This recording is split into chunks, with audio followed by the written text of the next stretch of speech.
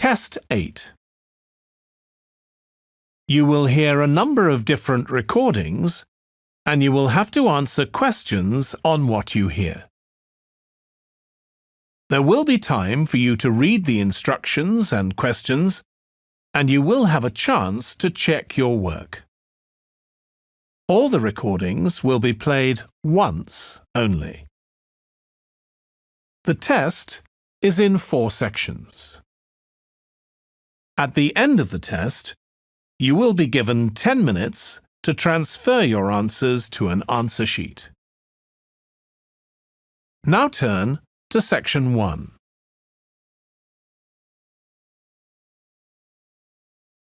Section 1. You will hear a telephone conversation between a woman who is looking for a job and a man from a company that organizes cycling holidays.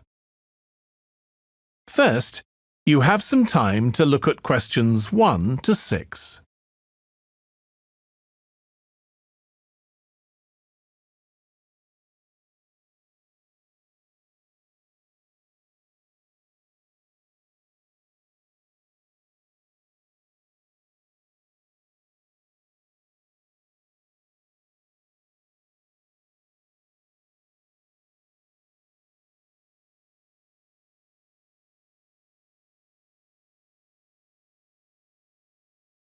You will see that there is an example that has been done for you.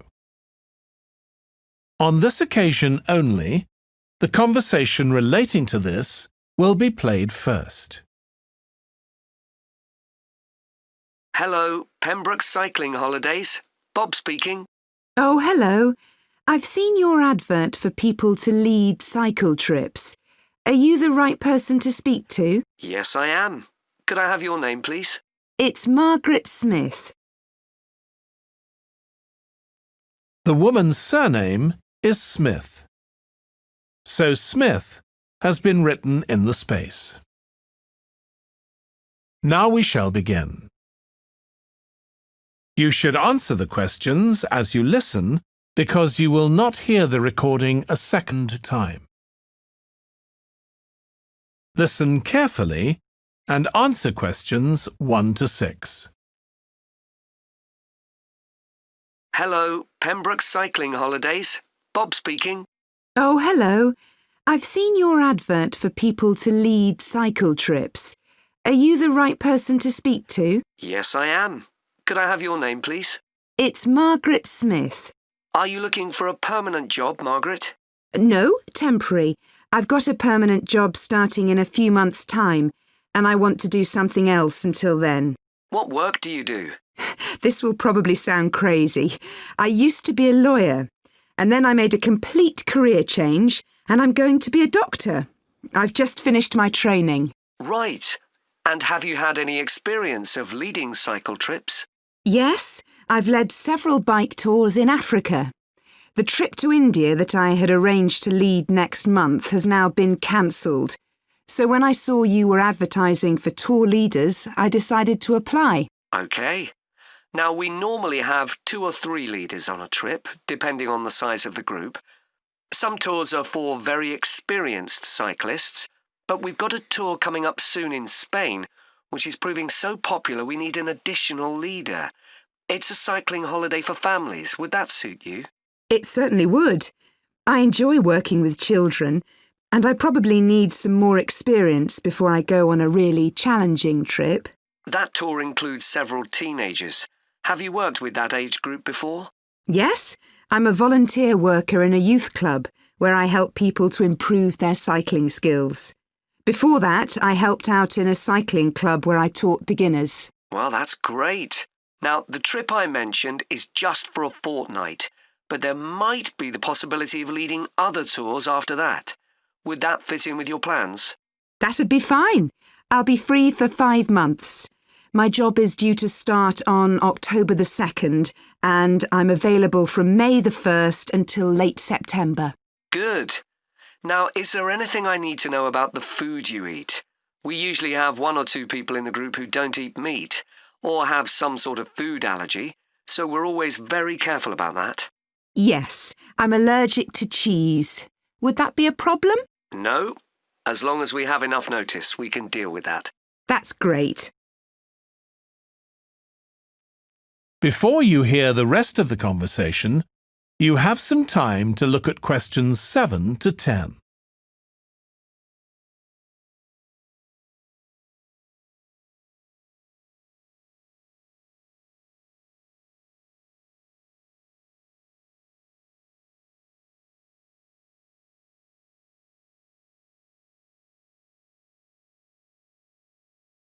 Now listen and answer questions 7 to 10.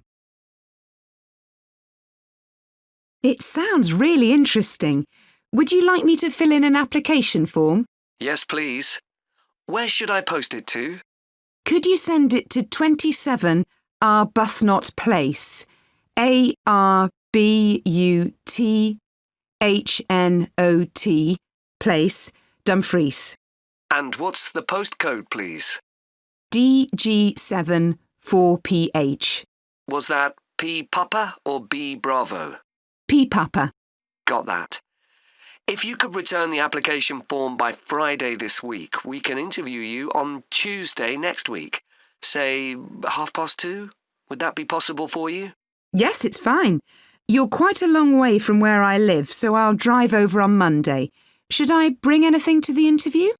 We'll have your application form, of course, but we'll need to see any certificates you've got that are relevant in cycling, first aid, or whatever. OK.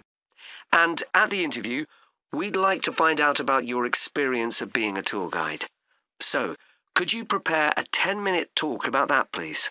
You don't need slides or any complicated equipment, just some notes. Right. I'll start thinking about that straight away. Good. Well, we'll look forward to receiving your application form and we'll contact you to confirm the interview. Thanks very much. Thank you, Margaret. Goodbye. Bye. That is the end of section 1. You now have half a minute to check your answers.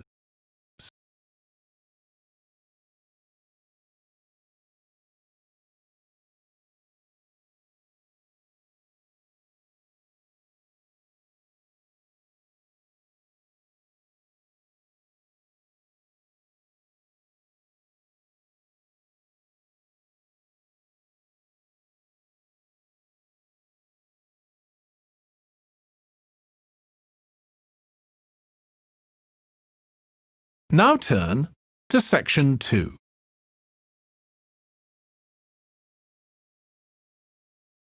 Section 2. You will hear a podcast about an area called the Sheep Market in a New Zealand city. First, you have some time to look at questions 11 to 14.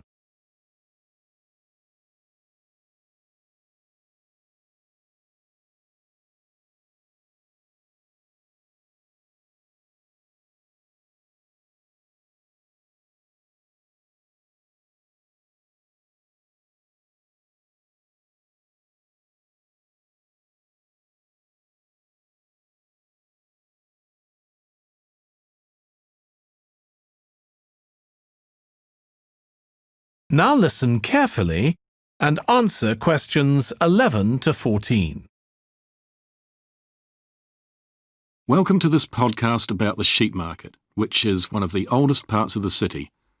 As its name suggests, there was originally a market here where farmers brought their sheep, but now it's been redeveloped into a buzzing, vibrant area of the city, which is also home to one of the city's fastest growing communities.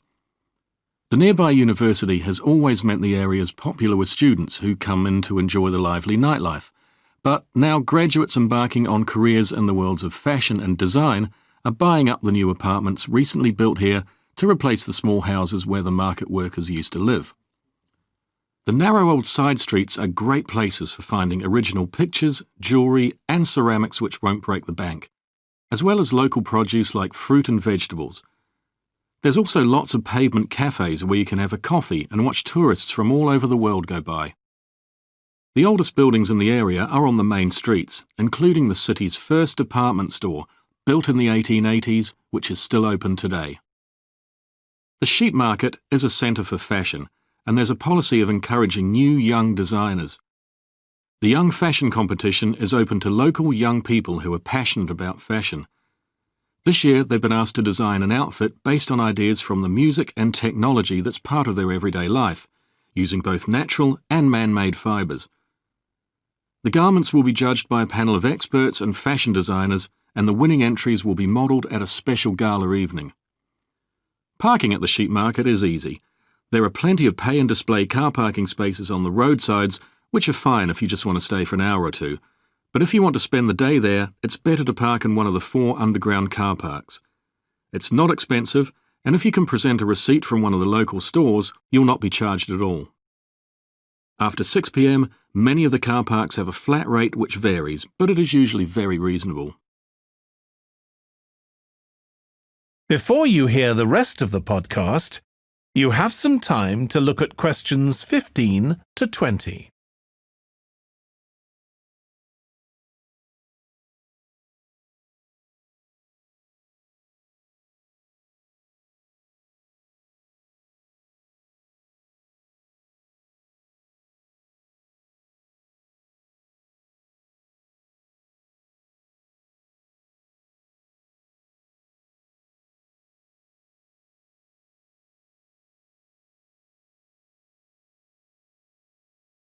Now listen and answer questions 15 to 20. The sheep market is one of the main centres for art and history in the whole of the country. If you look at our map, you'll see some of the main attractions there. Most visitors start from Crawley Road at the bottom of the map. The Reynolds House is one of the oldest houses in the city and is open to the public.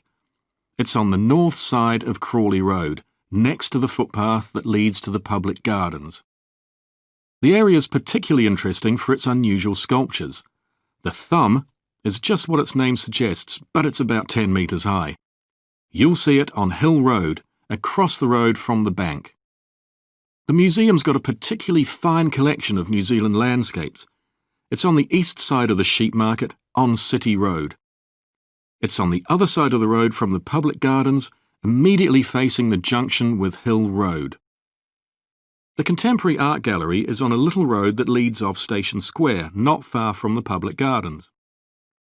The road ends at the gallery. It doesn't go anywhere else. That's open every day except Mondays.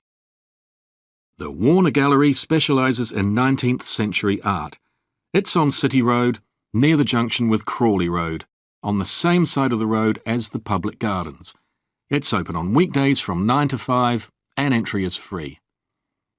Finally, if you're interested in purchasing high-quality artwork, the place to go is Nucleus. You need to go from Crawley Road up through Station Square and east along Hill Road until you get to a small winding road turning off. Go up there and it's on your right. If you get to City Road, you've gone too far. That is the end of section 2. You now have half a minute to check your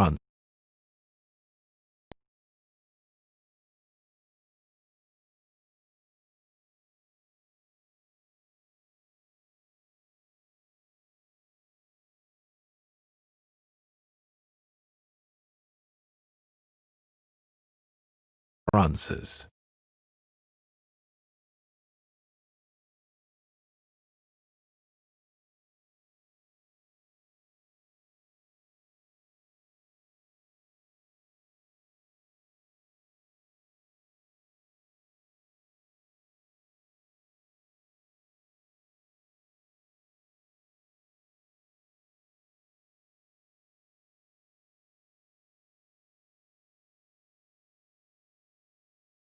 Now turn to section 3.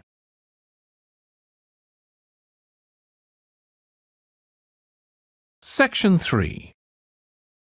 You will hear 2 students, Katie and Joe, discussing a presentation in their film studies course. First, you have some time to look at questions 21 to 24.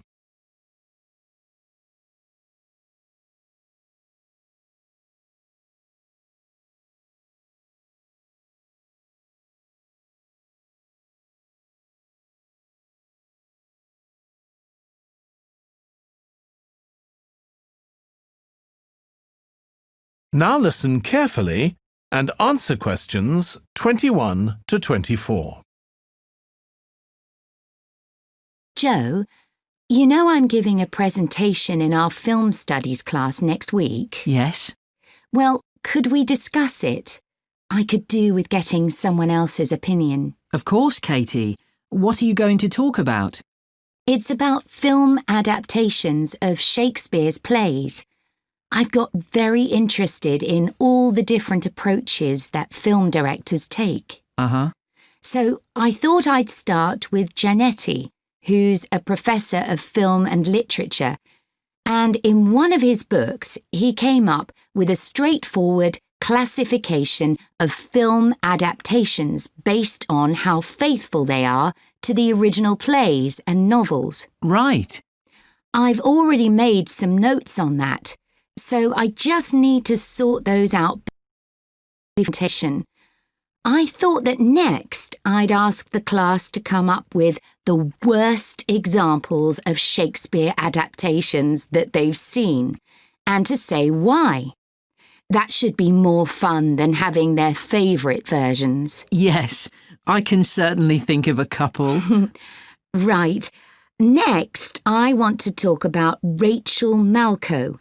I came across something on the internet about her work on film adaptations, and I was thinking of showing some film clips to illustrate her ideas. Will you have enough time, though, both to prepare and during the presentation?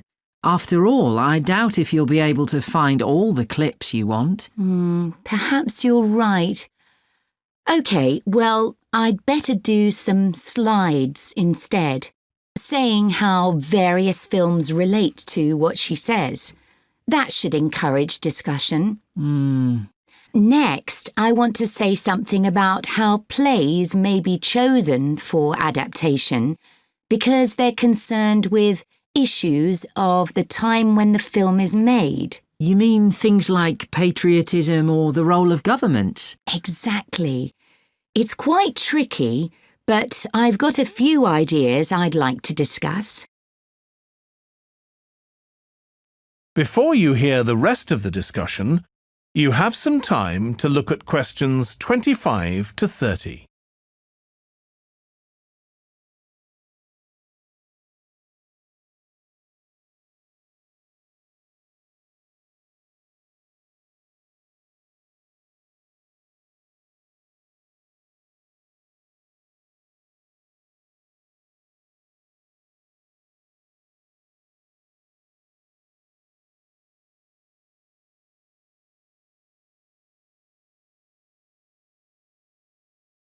Now listen and answer questions 25 to 30.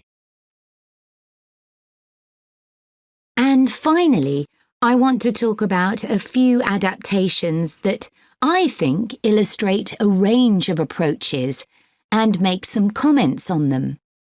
Do you know the Japanese film Ran? I haven't seen it. It was based on Shakespeare's King Lear, wasn't it? That's right. It was a very loose adaptation, using the same situation and story, but moving it to 16th century Japan instead of 16th century Britain. So, for example, the king's daughters become sons, because in Japanese culture at that time, women couldn't succeed to the throne. OK. I hope you're going to talk about the 1993 film of Much Ado About Nothing. I think that's one of the best Shakespeare films. It really brings the play to life, doesn't it? Yes, I agree. And I think filming it in Italy, where the play is set, makes you see what life was like at the time of the play. Absolutely. Right, what's next? Next, I thought Romeo and Juliet, the 1996 film, which moves the action into the present day. Yes, it worked really well, I thought, changing the two feuding families in the original to two competing business empires, even though they're speaking in the English of the original play. You'd expect it would sound really bizarre, but I found I soon got used to it. Me too. Then I thought I'd include a real Hollywood film, one that's intended to appeal to a mass commercial audience. There must be quite a number of those. Yes, but I've picked the 1996 film of Hamlet. It included every line of the text, but it's more like a typical action hero movie. There are loads of special effects, but no unifying interpretation of the play. All show and no substance. Exactly. Then there's Prospero's books, based on The Tempest. That was really innovative from a stylistic point of view. Didn't it include dance and singing and animation as well as live actors? Yes, it did. I also want to mention Looking for Richard. Did you ever see it? No, but I've read about it. It was a blend of a documentary with a few scenes from Richard III, wasn't it? That's right. It's more a way of looking into how people nowadays connect with the playwright. The play is really just the starting point. And that'll be where I finish. Well, it sounds as though it'll be very interesting. That is the end of section 3. You now have half a minute to check your answers.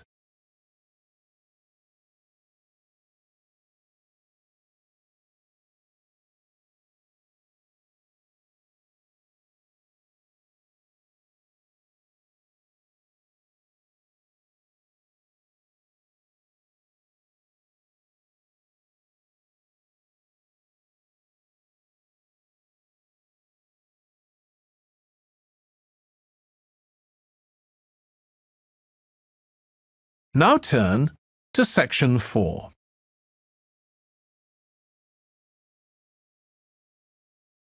Section 4. You will hear part of a lecture about noise in cities. First, you have some time to look at questions 31 to 40.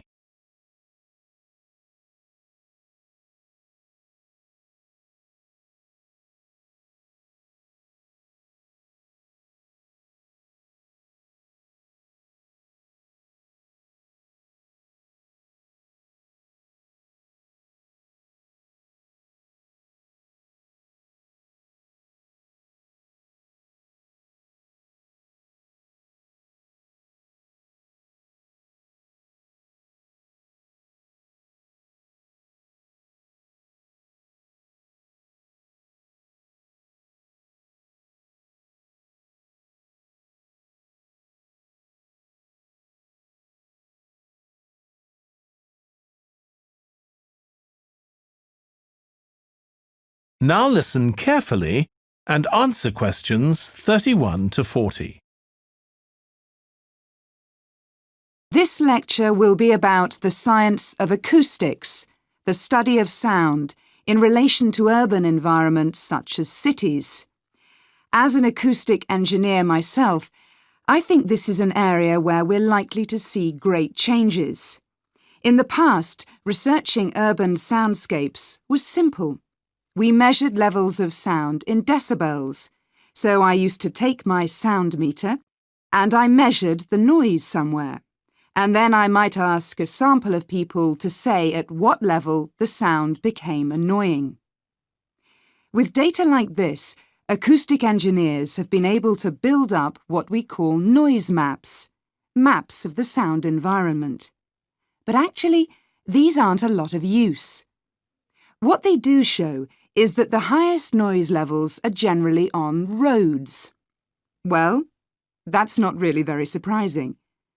But there's quite a lot going on that these maps don't show, because they can't capture the complex way that sound varies over time. So they ignore important issues such as the noise someone might hear from the open windows or gardens of their neighbours. And this sort of noise can be quite significant in summer. We don't have any databases on this sort of information. As well as that, these records of sound levels take no account of the fact that people vary in their perceptions of noise. So someone like me with years of working in acoustics might be very different from you in that regard. But anyway, even though these noise maps are fairly crude, they've been useful in providing information and raising awareness that noise matters. We need to deal with it, and so it's a political matter. And that's important. We need rules and regulations because noise can cause all sorts of problems. Those of you who are city dwellers know that things go on 24 hours a day, so city dwellers often suffer from interrupted sleep. It's also known that noise can lead to a rise in levels of stress due to physical changes in the body affecting the composition of the blood. And there are other problems as well. For instance, if school children don't have a quiet place to study, their work will suffer. Now, one problem with decibel measurement is that it doesn't differentiate between different types of noise.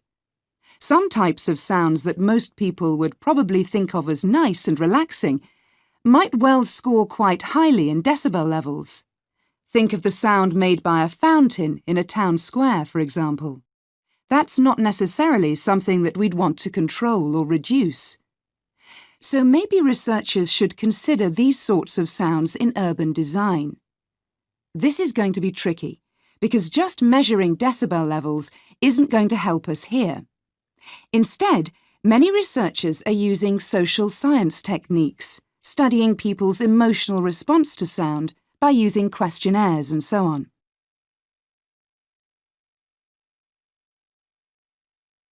So what exactly do people want to hear in an urban environment? Some recent interdisciplinary research has come out with results that at first sight seem contradictory. A city needs to have a sense of activity, so it needs to be lively, with sounds like the clack of high heels on a pavement or the hiss of a coffee machine. But these mustn't be too intrusive, because at the same time we need to be able to relax. One of the major problems in achieving this will be getting architects and town planners to use the research. Apart from studying the basics of acoustics, these people receive very little training in this area. But in fact, they should be regarding sound as an opportunity to add to the experience of urban living, whereas at present they tend to see it as something to be avoided or reduced as far as possible, or something that's just a job for engineers, like the street drainage system. What's needed is for noise in cities to be regarded as an aesthetic quality, as something that has the qualities of an art form. If we acknowledge this, then we urgently need to know what governs it and how designers can work with it. We need to develop a complex understanding of many factors. What is the relationship between sound and culture? What can we learn from disciplines such as psychology about the way that sound interacts with human development and social relationships, and the way that sound affects our thoughts and feelings? Can we learn anything from physics about the nature of sound itself? Today's powerful technologies can also help us. To show us their ideas and help us to imagine the effect their buildings will have, architects and town planners already use virtual reality, but these programs are silent. In the future, such programs could use realistic sounds, meaning that soundscapes could be explored before being built. So hopefully, using the best technology we can lay our hands on, the city of the future will be a pleasure to the ears as well as the eyes. That is the end of section 4. You now have half a minute to check your answers.